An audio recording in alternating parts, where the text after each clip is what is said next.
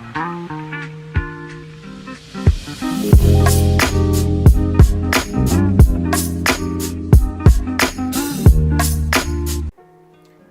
those who don't know you, can you tell us a little bit about yourself and what you currently do? Tell you a little bit about myself and what I do. Yeah. Long story short. Born in Peoria, Illinois. Grew up in Davenport, Iowa. Played sports growing up. Continued to play basketball in college. Went from Wisconsin back to the Quad Cities, which is Davenport, Iowa. Then to Missouri. From there, I decided to stop playing basketball. I was going to go play in Europe. Made a big decision to stop that and pursue my creative endeavors, which were back then art in general. You know, I was really into the music industry, wanted to kind of make a difference in the music industry, but not necessarily make music. So I started making clothes. And from there, I made a big transition after college. I was working for my father, very well off. I was 23-year-old, had a car, house, had everything set up. Ended up packing everything up and on a whim moving out to Seattle. And I started an ATM company. I learned ATM business through my father, which was just one aspect of his company. But I moved out here, started an ATM company. I put ATMs in dispensaries from here to Vancouver, Canada, all the way down south of Portland. From then, me and the older guy who invested in me, we kind of had some bad blood, so I stopped that and started a marketing firm. It was just kind of like this transition thing. Got into sales with this company, became an owner of one of their businesses within a year. So I was just like, I'm good at this, might as well keep it up. I met Jen. Shortly after I met Jen, I realized that what I was doing at the current time was not what I wanted to do. I wanted to get back in taking this creative thing a lot more seriously. So God bless Jen's soul. She worked a little harder, let me take a few months off. The deal was, hey, give me a few months. We set a date, and it's like, if I can't start paying bills at this date, then we're not going to do this anymore. But throughout that whole time, I was working on this company called Oblige, which is still a thing. We make clothes, me and my partner Ben Chaikin. But we started another branch. He moved to Korea for 6 months. I started what we call Oblige Supply, and we do packaging design. We supply the cannabis industry with consulting, packaging, design, pretty much everything and anything that you could think of that is not actually the product itself. And it's been going great. That's the main thing I've been doing lately. It's opened up a lot more opportunities for me to make clothes and, try out a whole bunch of other different products and things like that as well. So how did you get the opportunity of styling Danny Brown and other artists?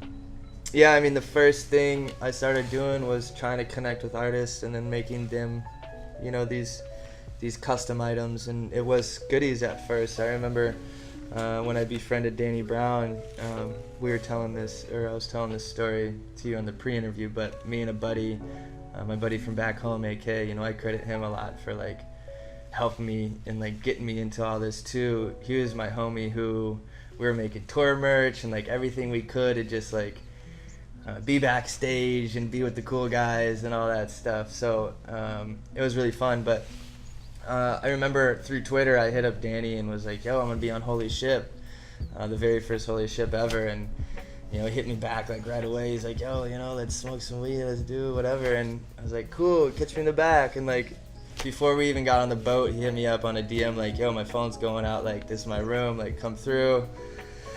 So for 4 days, that was kind of the start. It was kind of oh wow, this could really happen. It was kind of that turning point. So I just started getting active and started doing that. And organically, just like being backstage at those shows. You meet more and more people, and so that was my first like goal. Is like, well, let's make artists like clothes, because I'm gonna be famous if I make artists clothes. If they're famous, I can become famous if they wear my clothes.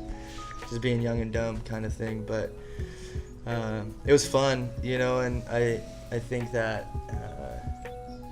you know, being rich in experience is far better than being rich in money. So the experience I had when I was young and like just spending money on stupid things to like get put in the right room was the main goal, and we were successful at it.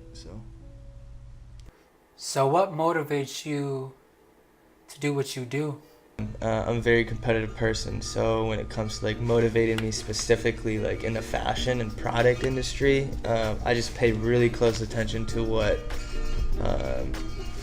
anyone who's huge in this industry is doing, you know, and I compare myself to them and I try to become better than them.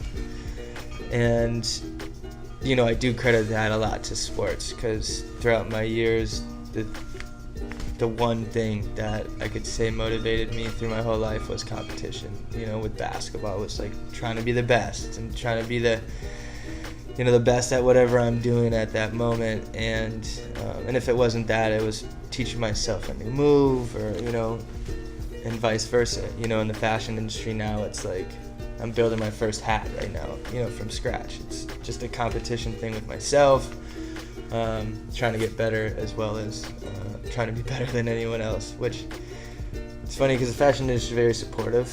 You know, there's like a small group of people that really support each other and like really drive each other in that way. So it's not like, it's a little different in sports. I just like want to beat everybody, you know. It's like this like physical competition, and it's a lot more mental when it comes to the fashion industry and product and cannabis industry as well, you know. Just trying to be the best in that too. So you stated that you're currently working on a hat. Are you inspired to do anything else? I'm just inspired by the current project I'm working on, I guess. I've been working really hard on, instead of just making garment by garment. My garment's not done. I consider my garment as like a full outfit. So I want, and you know, we touched on this too, is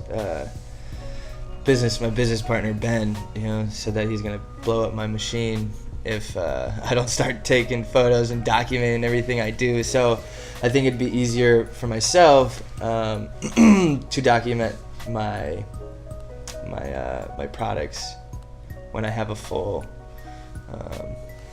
outfit built. So yeah, I mean, the hat comes with the outfit I'm building. I'm just really motivated to, really like inspired to finish this outfit.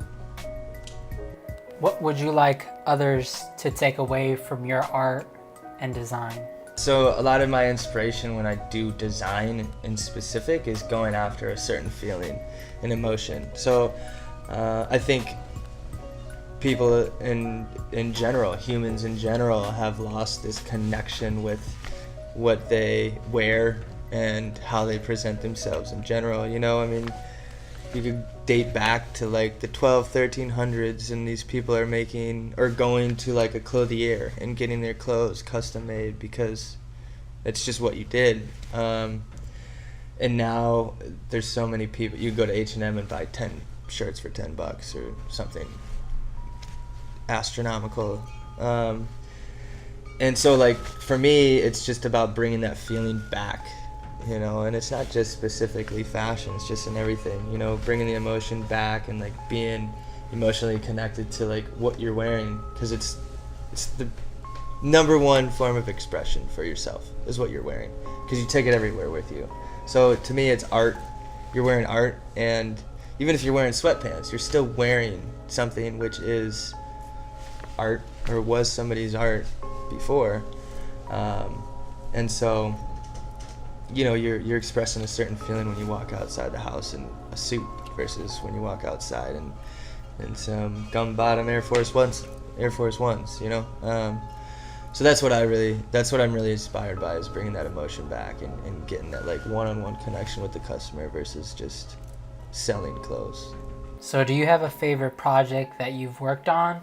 I don't have a favorite project because it goes back to me being competitive. You know, I mean, I always look at everything I do, and I'm proud of it. I'm always proud of the things. Sometimes I'm proud of the things I do, but I just like to be better. Every time I see something that I currently have just finished, I can always pick at it and be a perfectionist and get better the next time, even if it's like one little squiggly line in my hem or something like that. There's always something that could change or get better, and that goes from project to project. When I finish a project, it's like, I'm proud, awesome, we did it, but let's do better next time. So what do you look forward to each day? I mean, hanging out with my daughter when I get the chance, or my family.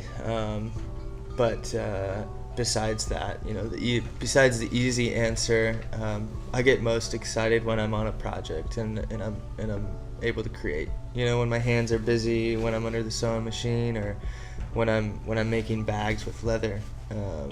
That's when I'm happiest. You know, I could just fully dive into the project, and not really think about anything else, which is almost it's like meditation for me in a sense. It's very methodical and it's like therapeutic. What was the significance of fashion when you were growing up?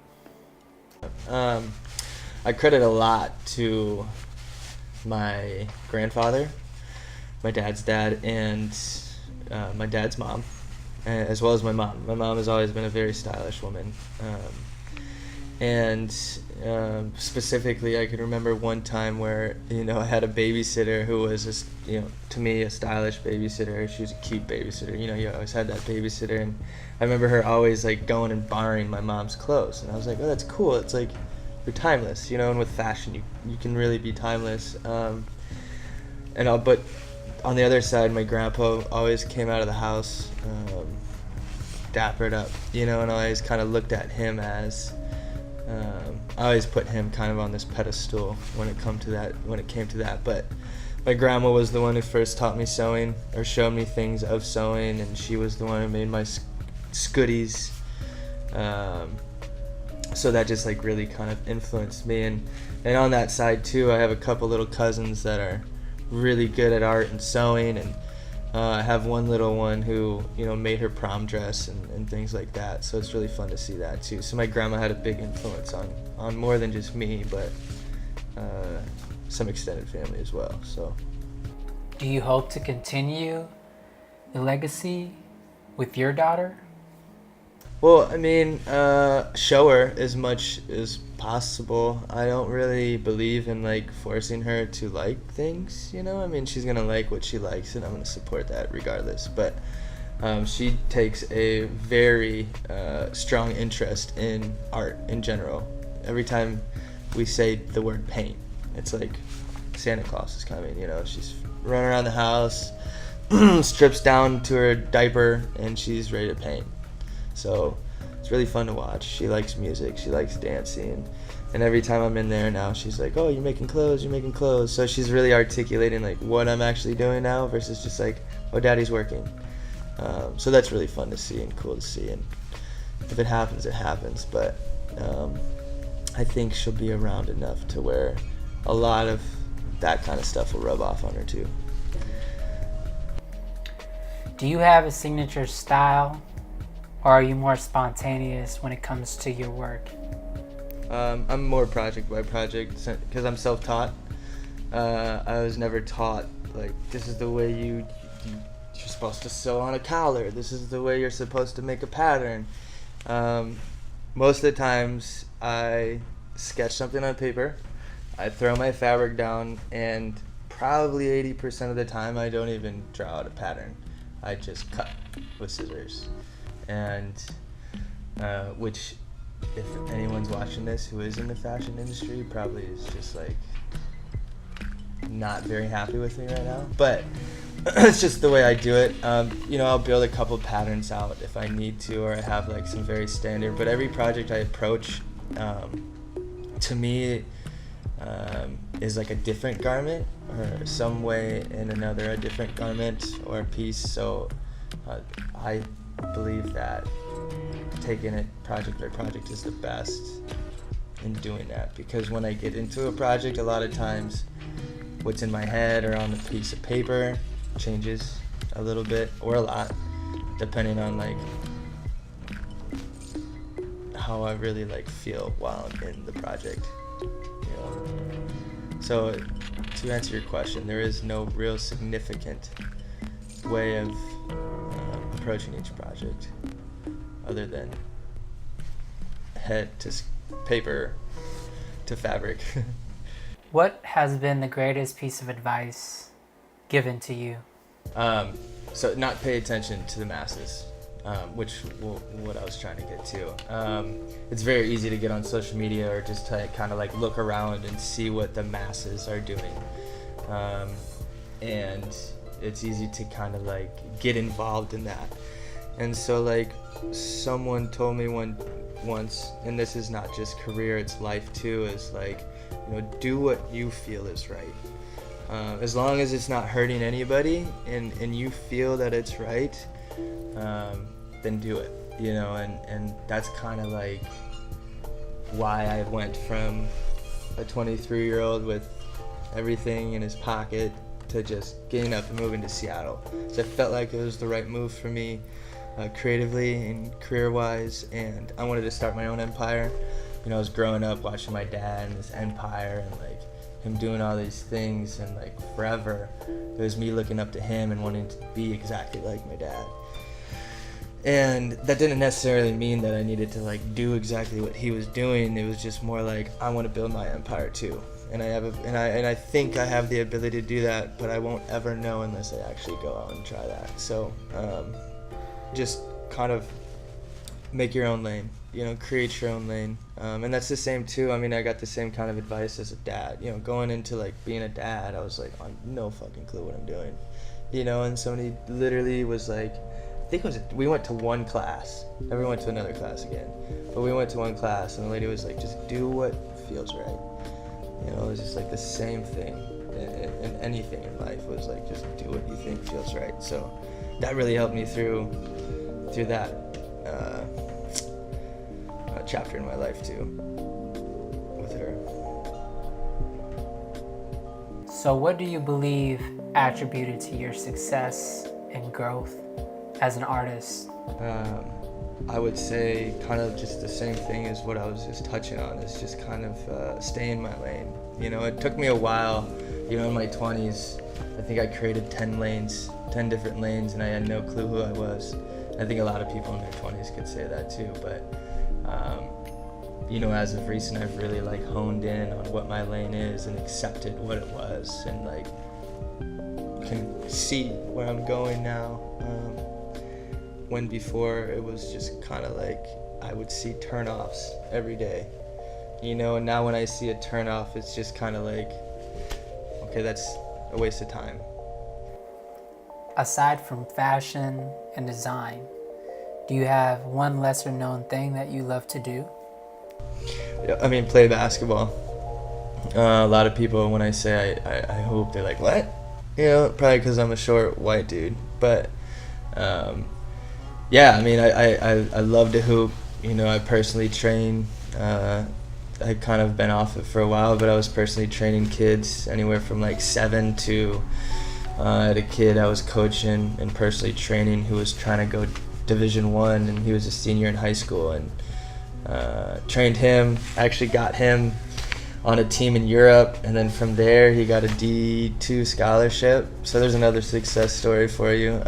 But that was really fun, you know, the training and coaching and just really helping kids. But yeah, I'm involved in like a men's league. I finally got back into that, and it's just been great. It's just that's one of the things that like I could say is like true therapy for me is basketball. So do you draw inspiration from sports into your design? Yeah, oh yeah, absolutely. Everything I make tends to kind of like come off athletic, even though it's not my intention in the beginning. but I like to create functional pieces, I guess, in my art. And not necessarily everything. I mean, ever since we got into this packaging thing, I've really had to like switch my mindset on a lot of like the ways I design, but yeah, I would say sports is a big part of where I pull inspiration from, for sure. So what's the next chapter in your life? I hopefully have another kid. If Jen lets me. But no, I plan to, I mean, the biggest thing I want to do is get married, have another kid, and buy a house, and that's going to be, I think, the next chapter in my life. And that's what I'm really focusing on right now. Just kind of keeping money aside, being responsible with that, which is a big transition from not having a kid to having a kid. You always got to make sure that that's in line. So staying focused on that. What are 4 thoughts that you've had currently? A lot of things that I've been thinking about and uncontrollably thinking about, other than clothes, because it's just like what goes through my head every day is clothes and shoes, is my daughter, and like me and Jen talk about this all the time, and it's, I mean, she came in the room and was like, wow, another shooting in Egypt, and it's like every day there's a new shooting. I mean, 10 years ago, or however long it was, I mean, Columbine happened, and it's the biggest thing on the planet, and it should be. Now it's happening everywhere, and like, I can't help but think about what it's going to be like when I put G in school. Like, do I want to put her in school? Like, am I going to be that person who homeschools my kid? Because I've always hated that, or I shouldn't say hate, but I've always disliked that never disliked the homeschooler or the person who is homeschooled. Just always disliked that idea, just because I want my kid to interact and be around people. And what if she doesn't like sports? Then she's never going to be around people. So it's a really tough kind of situation that goes through my head every day. Is like, how do I protect her from this crazy, fucked up world we're living in these days?